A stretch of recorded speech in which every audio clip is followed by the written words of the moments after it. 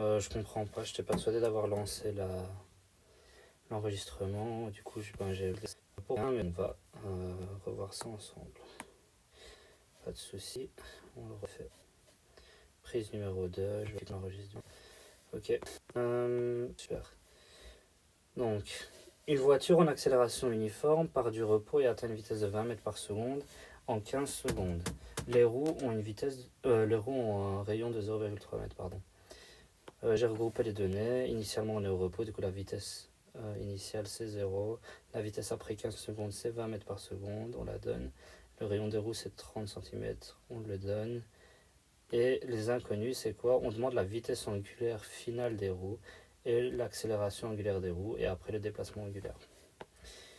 Donc, l'inconnu, c'est la vitesse angulaire des roues. La vitesse angulaire, on note ça par oméga. Ok. On note ça par oméga. Ok. Mais nous, on donne juste les vitesses de base. Ça, c'est des vitesses qu'on appelle translationnelles. Ça, c'est des vitesses rotationnelles, quoi. Et pour relier les deux, on sait, la formule, elle est vraiment super simple. Quand on cherche la vitesse angulaire, il suffit de diviser la vitesse de base par le rayon de ce qui tourne. Dans notre cas, c'est les roues. Du coup, on va résoudre maintenant. Résolution.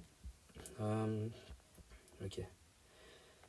Pour trouver la vitesse angulaire après 15 secondes, on prend juste la vitesse après 15 secondes.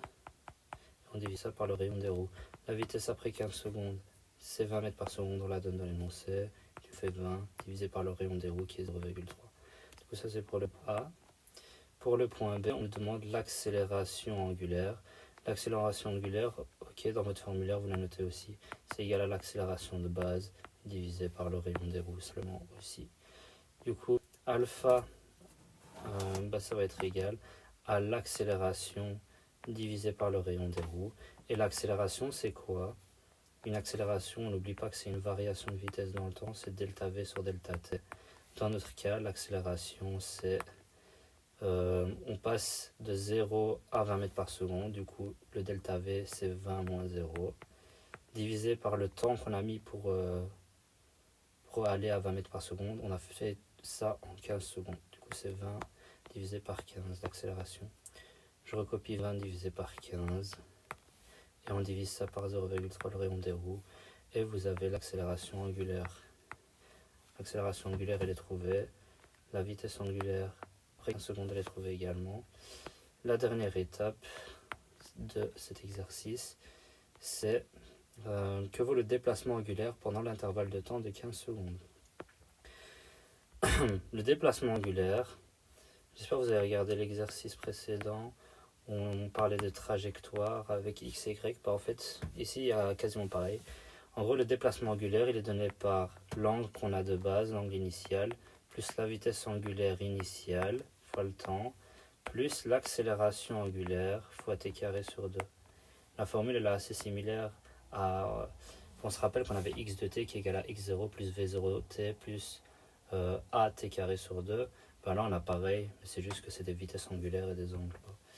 Du coup, on nous demande le déplacement angulaire pendant l'intervalle de temps de 15 secondes. Du coup, ce qu'on cherche, nous, c'est θ de 15 qui va être égal à θ0 plus oméga 0 t plus alpha t carré sur 2.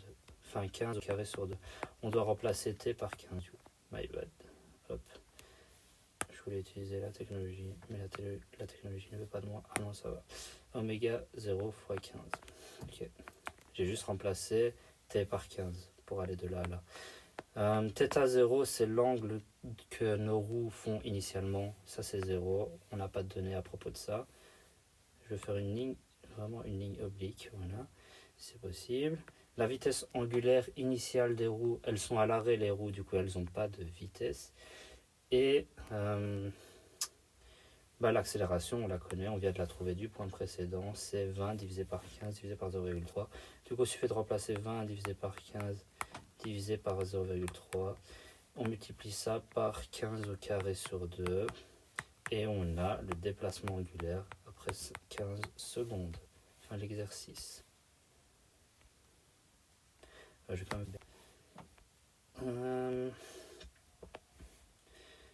Yes, bon, l'exercice 3.